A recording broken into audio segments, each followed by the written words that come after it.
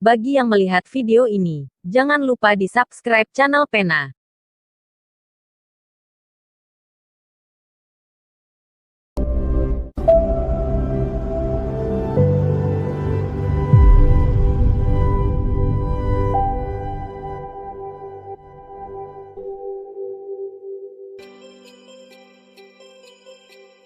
Bismillahirrahmanirrahim.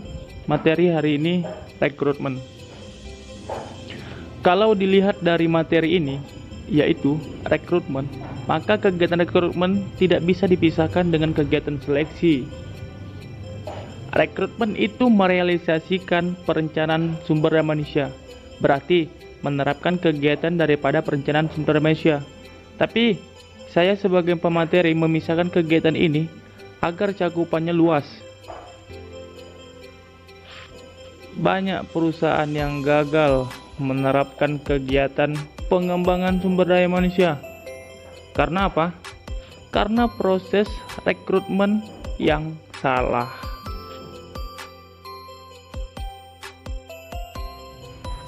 Jadi, faktor apa yang menyebabkan perusahaan itu menerapkan kegiatan rekrutmen?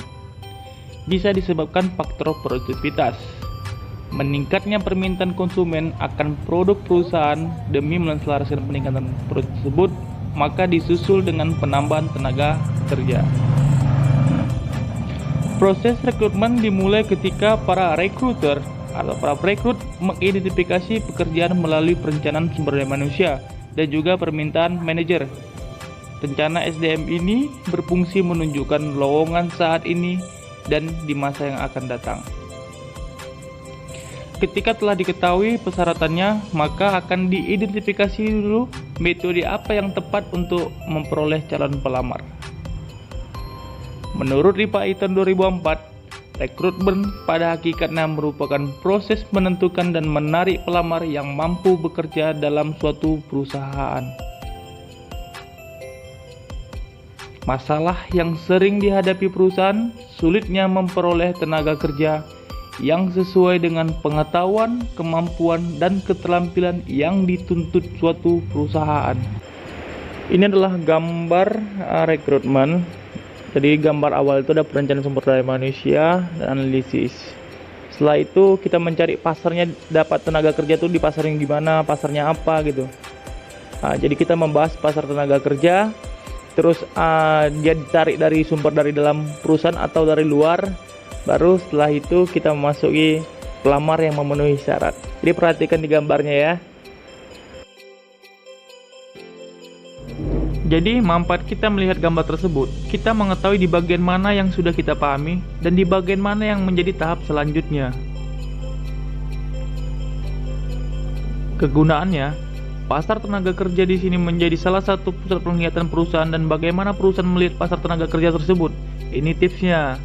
Semakin luas pasar tenaga kerja, semakin selektif perusahaan mendapatkan calon pelamar. Pasar tenaga kerja di sini tidak membahas di mana pasar kita, siapa pasar kita tidak membahas itu. Itu dibahas di bagian sumber penarikan eksternal. Jadi bagian ini manfaatnya kita mengkelompokkan pasar tenaga kerja yang kita peroleh menjadi seperti piramid terbalik. Tenaga kerja di sini sebagai alat bantu untuk mendapatkan pelamar pekerja. Pertama, populasi. Ini tahap berapa banyak calon pelamar yang mendaftar. Setelah lowongan ditutup, maka masuk ke tahap berikutnya,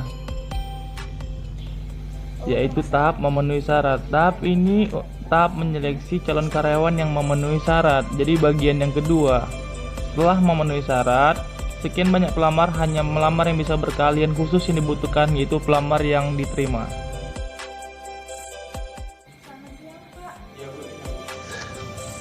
Ada masalah yang terjadi di tahap ini. Masalahnya, ada karyawan yang menolak penawaran perusahaan untuk menjadi tenaga kerja karena pelamar mendapatkan perusahaan lain yang lebih menarik. Hal ini biasa terjadi. Jadi sikap perusahaan untuk menyikapi ini, perusahaan bergerak kembali mengambil karyawan di bagian atasnya dengan pertimbangan tertentu. Ada pandangan tentang pasar tenaga kerja, yaitu ada pemetaan pasar. Pasar tenaga kerja geografis yang pertama, yaitu pasar dipandang dalam bentuk daerah, wilayah nasional, dan internasional. Dan kita sih ingat, prinsip rekrutmen semakin luas kita mendapatkan pasar tenaga kerja, semakin selektiflah kita memilih calon pelamar. Tapi kalau memang kita membutuhkan calon pelamar yang berkompeten, maka tolonglah sebagai pihak perusahaan untuk memperhitungkan putra daerahnya. Serta diangkatnya masyarakat sekitar menyumbangkan persepsi positif masyarakat ke perusahaan kita, tetapi harus sesuai dengan persyaratan pekerjaan. Jadi, selain pasar tenaga kerja geografis, ada juga pasar tenaga kerja profesi. Perusahaan menarik calon karyawan pelamar didasarkan pengetahuan, kemampuan, dan keterampilan. Selanjutnya ada kualifikasi pendidikan dan teknis, di mana suatu perusahaan membutuhkan tenaga kerja secara teknis dan ahli di bidangnya tertentu. Oleh karena itu, diperlukan ijazah atau sertifikat. Sebagai contoh, dibutuhkan calon yang dapat mengerjakan mesin, maka dari itu dibutuhkan calon di bidangnya, yaitu di bidang mesin. Jangan terlalu cepat di skip atau keluar dari video ini karena masih ada bagian-bagian yang perlu atau inti. Di bagian prinsip ini harus memperhatikan ada 3 bagian. Prinsip-prinsip itu memperhatikan juga ya, bisa dibilang. Jadi prinsip rekrutmen untuk mendapatkan mutu karyawan, para perekrut harus membuat analisis pekerjaan, deskripsi pekerjaan, dan spesifikasi pekerjaan. Jadi yang pertama, jumlah karyawan harus sesuai peramalan kebutuhan kerja, itu dulu ya. Baru diminimalkan soal biayanya. Yang ketiga, pertimbangkanlah faktor-faktor hukum untuk merekrut karyawan. Selanjutnya kita membahas sumber-sumber penarikan tenaga kerja. Sumber penarikan tenaga kerja ada 2, ingat ada 2 ya, penarikan dari dalam dan penarikan dari luar perusahaan.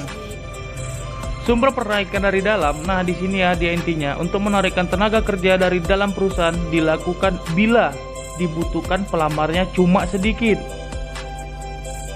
Perusahaan lebih cenderung memilih penarikan dari dalam perusahaan dengan alasan mengenal kepribadian, kemampuan, dan keterampilan karyawan secara lebih mendalam. Pengisian lowongan pekerjaan dari dalam perusahaan dapat dilakukan melalui pengumuman pekerjaan, job posting, baik ditempel di papan pengumuman, di buletin perusahaan, dan secara lisan disampaikan dalam rapat. Manfaatnya, penarikan dalam perusahaan ini dapat meningkatkan karyawan dalam bekerja, memberi kesempatan karyawan untuk lebih maju. Sumber tenaga kerja dari dalam perusahaan dapat mencalonkan perusahaan, mutasi, dan mantan karyawan yang akan dipanggil kembali. Itulah termasuk sumber penarikan dari dalam. Sementara itu di bagian ini penarikan dari luar perusahaan. Sumber penarikan dari luar perusahaan, alasan perusahaan menarik tenaga kerja dari luar perusahaan karena tidak ada karyawan di dalam perusahaan yang memiliki pengetahuan, kemampuan, dan keterampilan yang dibutuhkan perusahaan. Menarik tenaga kerja dari luar perusahaan, manfaatnya untuk perusahaan ialah mendapatkan ide keberagaman karakter, masukan ide dari karyawan baru yang berasal dari luar perusahaan, tentunya menjadi seleksi perusahaan untuk kegiatan pengembangan. Berbagai cara yang dapat dilakukan untuk menerima karyawan yang bersumber dari luar perusahaan, yaitu pelamar datang sendiri, rekomendasi dari karyawan sebelumnya, iklan di media massa, serikat pekerja, perusahaan tenaga kerja, lembaga pemerintah, dan internet.